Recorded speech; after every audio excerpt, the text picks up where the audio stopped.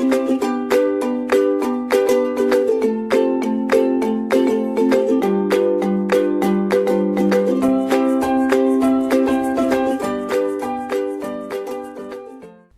everyone, welcome to the official channel of Abdul Kalam Technical Digital Library. This is Dr. Anamika, Associate Professor, Galkodia College of Engineering and Technology. In today's class, we will start boundary condition in electromagnetics. Well, before going in detail of boundary conditions, let us discuss the boundary conditions for electromagnetic field.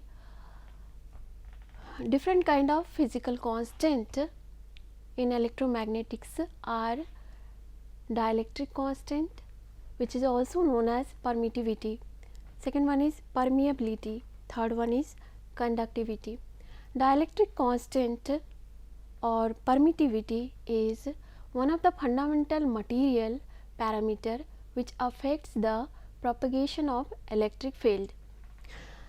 Well, boundary conditions, in order to know the boundary, there should be different kind of material, and difference in material can be understood with the help of these physical quantities. That is a dielectric constant, which is also known as permittivity, and it is the fundamental material parameter, fundamental of material parameters which affect propagation of electric field. Second one is permeability. Well, permeability is the property of medium, material or a region of space to describe how much magnetic energy storing capacity a material have. Third one is conductivity. Conductivity is the measure of how easily electric current can flow through a given material. So, based on these three physical constant, we differentiate one material to the other. So, based on this, we will define boundary condition. So, what does boundary condition mean? Well, boundary means boundary of two different material. It is a kind of interface or a line which separates two different medium. Further, condition is nothing but certain rule which a field, that is electric field or magnetic field, must satisfy in order to enter in other media. From one media to other media, a field must satisfy these conditions. So, these are certain rule which must be satisfied with the satisfied before entering in other media from one media. Well, there are two fields, that is electric field and magnetic field. The process of determining boundary condition for both the field are same. The process of determining boundary condition is having two steps. Step 1 is that we need to use Maxwell equations. Second one is we need to break electric field or magnetic field into two component, that is a tangential component or normal component. Normal component can also be known as perpendicular component. So, for electric field we use two Maxwell equation. First one is E dot dl is equal to 0, which also shows that electric field is conservative in nature and irrotational. Second equation, Maxwell equation, which is needed in order to find the boundary condition in case of electrostatic field. In case of electrostatic boundaries is Gauss law of electrostatic. Gauss law of electrostatic says that total flux total outward flux from a closed surface will be equal to total charge enclosed. Well, based on these two these two Maxwell equations, the condition already derived is that if there will be two media, this is a media 1 which will be characterized with ER1, where E epsilon R1 is the permittivity of medium 1, and second media will be characterized with the help of ER2, which is a permittivity of second media, relative permittivity of second media, and this is the relative permittivity of first media. So if suppose any electric field will go like this, suppose this is a E1, then we first step is to use these two equations. These two are the Maxwell equation. The second step is to break this electric field into normal component, that is E1n, and tangential component, that is E1t. If it will enter into second medium, then suppose the value of E electric field in second medium will be E2.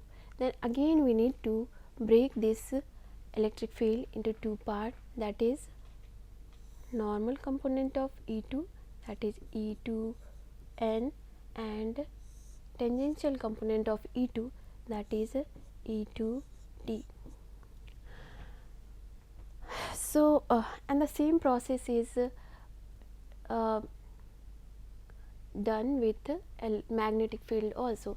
In this case we are using two Maxwell equation, which are B dot ds is equal to 0 and H dot dl is equal to I enclosed. First equation, that is B dot ds equal to 0, is known as Gauss law of magnetostat. Second, H dot dl is known as H dot dl equal to I enclosed is known as Ampere's law. So let us see the steps of finding boundary conditions in case of magnetostat with the help of these two equations, that is a Gauss law of magnetostatics and Ampere's law. As Gauss law uses Gaussian surface, so we need to choose a Gaussian surface first in order to apply Gauss law on this surface. So here you can see that this is the first media. As we are talking about magnetic boundary condition, so here two medium will be differentiate based on or identified based on permeability. It means that first media to both the medium will have different permeability. As for example, here you can see that this is the first media and this is the second media. In first media the value of permeability is mu1, in second media the value of permeability is mu2. Before this, let us see how many types of boundaries are there. In electric field, electrostat, there are basically three kind of boundaries, that is a dielectric and dielectric, means both the media can be dielectric with different permeability. Second can be conductor and dielectric. Third can be conductor and free space.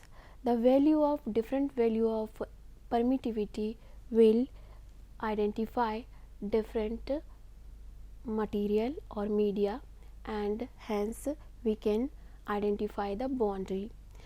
In same way, in magnetic field also there will be mu1 to magnetic material to different magnetic media with different permeability, that is a mu r1 and mu r2. Second can be conductor and one magnetic material. Third can be conductor and free space. Now come back. I am showing this because in both the field, that is a in electrostat also and in magnetostat also, the process of finding boundary conditions are similar. That's why I am explaining it together in this lecture. So, first of all, we will apply the Gauss law of magnetostat, that is B dot ds is equal to 0. Here, as we use ds, which is a Gaussian surface, so we need to make one Gaussian surface at boundary first. So, here we have taken a peel box kind of Gaussian surface like this, which is in cylindrical shape. You know that in cylinder we are having three surfaces, as for example, if this is a cylinder, then it will have three surfaces. This is the top surface, bottom surface, and this one is the curved surface.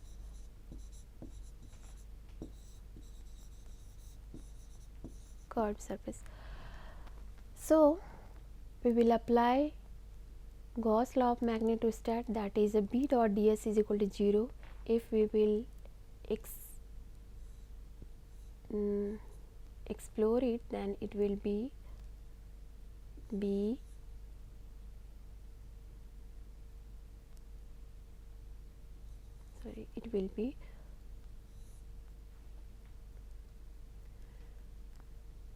surface B dot ds for top surface plus B dot ds bottom surface plus B dot ds for curved surface. Because we are having three areas here, bottom, top and curved, so we will integrate each one of them separately. So, in order to consider this surface only, we need to make this delta H tends to 0.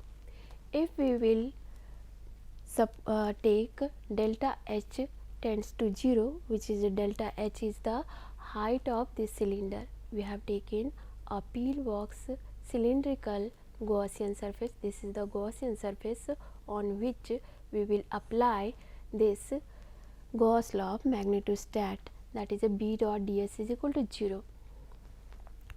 So, if it will be delta H will be tends to 0, then what will happen? This B dot ds on curved surface will be equal to 0. Then we are left with top surface and bottom surface only. B dot ds means B ds cos theta. The value of theta, you know that the direction of this top surface will be perpendicular on this surface. So, and the perpendicular. Now, as in previous slide we have discussed that in first step we will use Maxwell equation, and in second step we will break the field into two parts, that is in tangential component and in normal component. So, here also we have taken the component as B2t and B2n. This is the second media in which the value of magnetic field is B2. After breaking it into components, we have B2t as a tangential component in second media, and B2n is the normal and perpendicular component in second media. Similarly, we will break the value of magnetic field, that is a B1 in first media also, as B1t and B1n. So, now we can see that in this direction here are two components, one is B T1 and here is B1n, and the direction of area is also perpendicular. If we will consider BT1, then the angle between these two will be ds, and BT1 is 90 degree, and as here we are using dot product B dot ds, so it will be B ds cos theta, and if theta value will be 90 degree, cos theta value will be 0. So this component, if we will take this component, the final value will be 0. So we will take only normal component.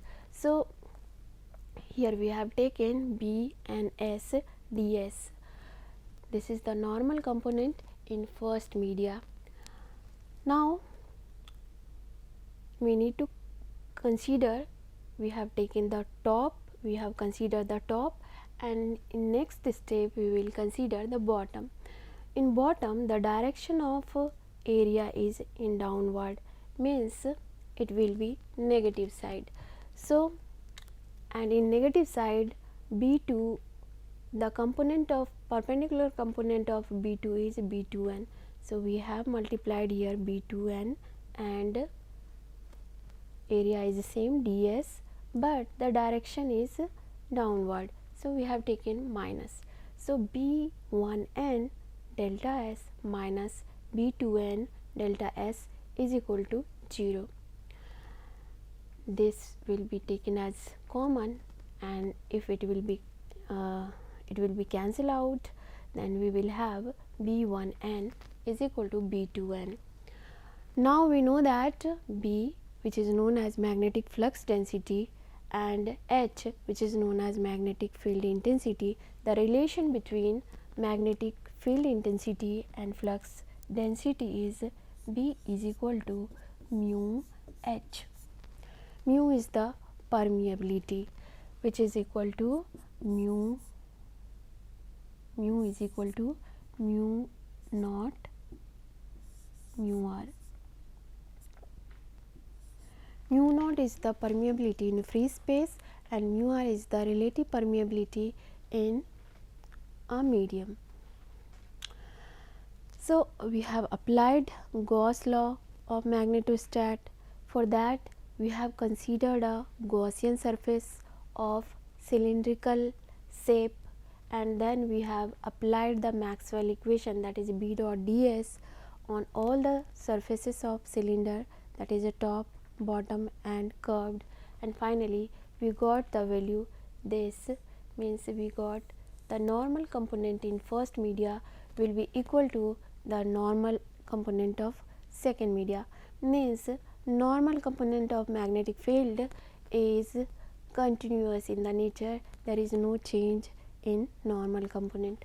Now, in order to see the variation or condition of tangential component, we will apply Ampere's law, and in order to apply Ampere's law, first of all we need to consider an Amperian path.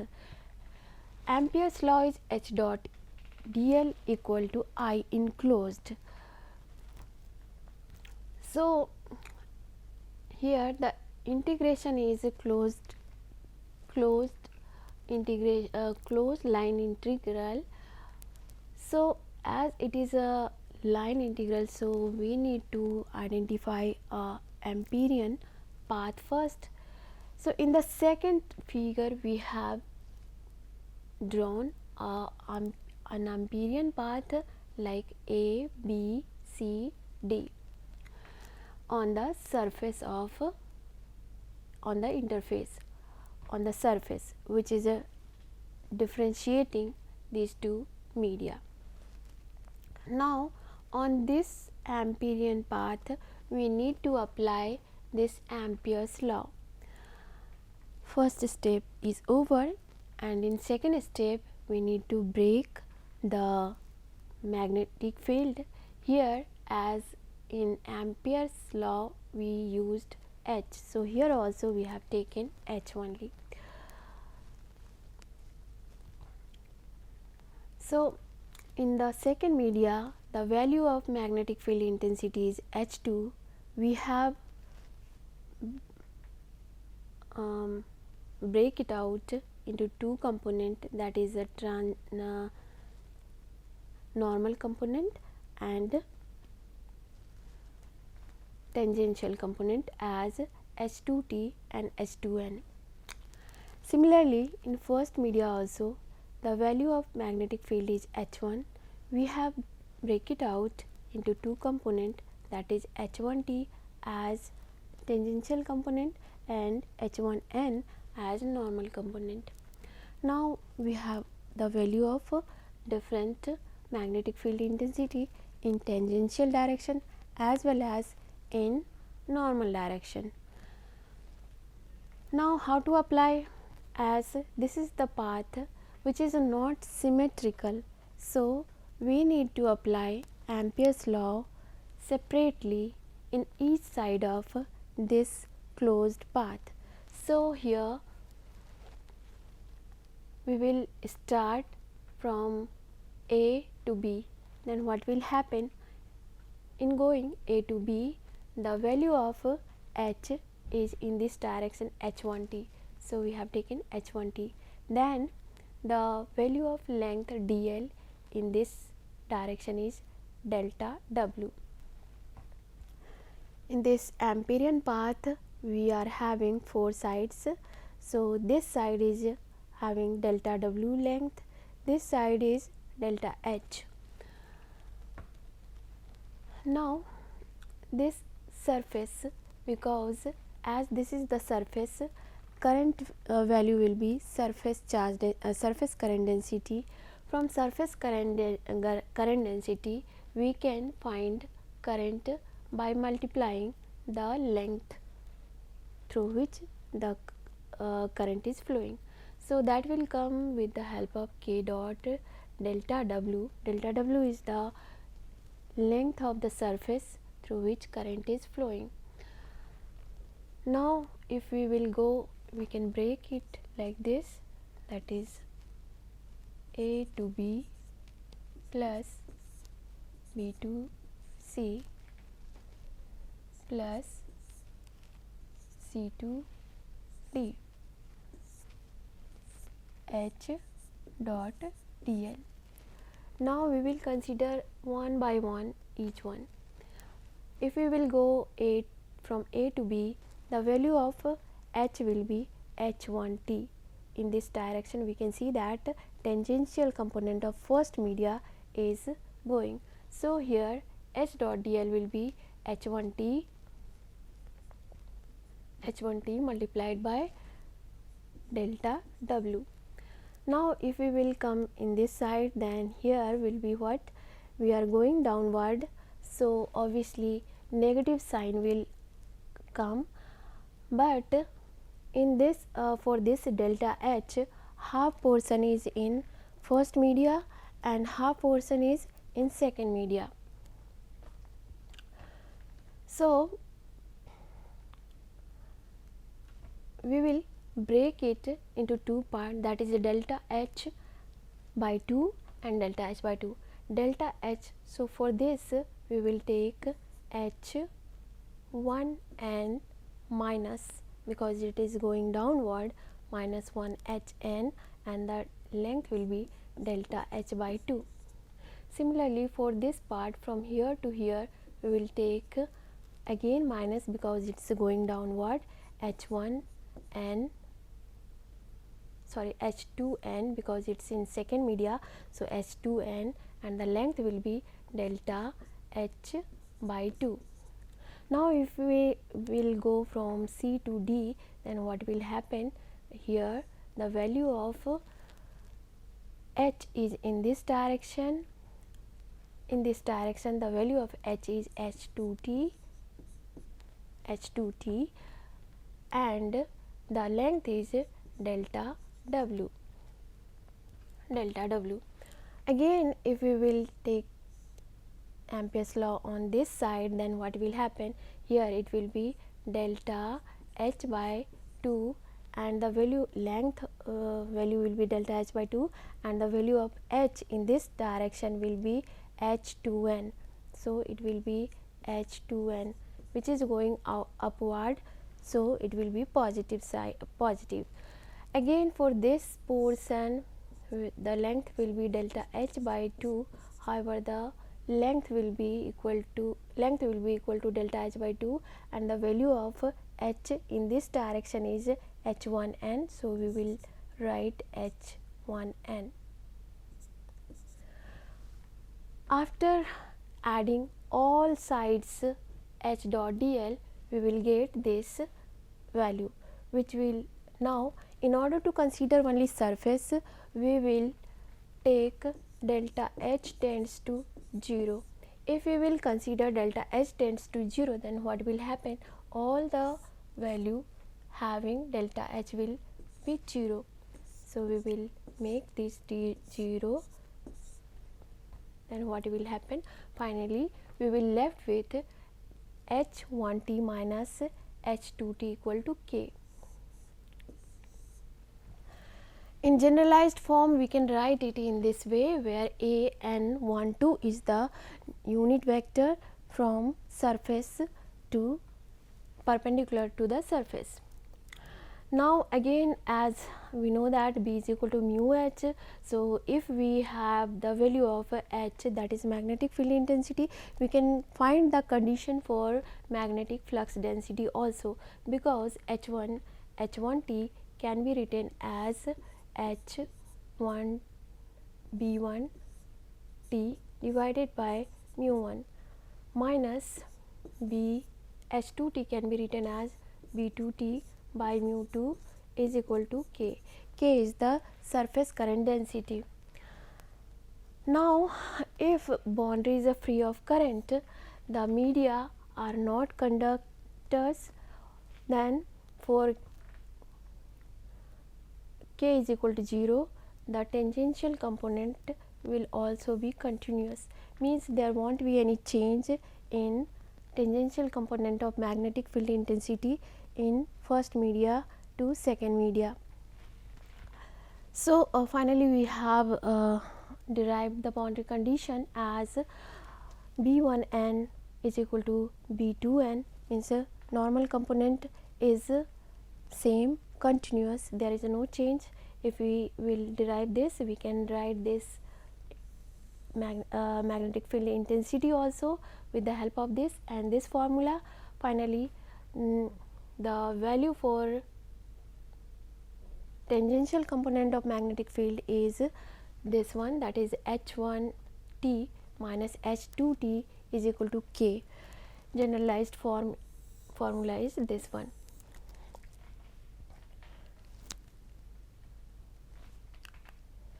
So this is all about the today's class, in which we have learned how to find the boundary condition in case of magnetic field intensity and in case of electric field intensity also. Only we need to consider two steps. First step is in both the cases, that is in finding the boundary condition in case of electrostat as well as magnetostat. First step is to use the Maxwell equation. In case of electrostat, we use E dot dl is equal to 0 and B dot ds is equal to total charge enclosed. In magnetostat, we use two Maxwell equation, that is a Gauss law of magnetostat, that is B dot ds is equal to 0 and H dot dl is equal to I enclosed. Second step is to break out and the magnetic field or electric field in two component, that is a tangential component and normal component. With the help of these two steps, we can find the value of boundary conditions in both the cases. So I have covered in single class both the boundary condition for electrostat as well as magnetostat. So this is all for the today's class. In the next class, we will solve a problem based on boundary condition. Thank you so much.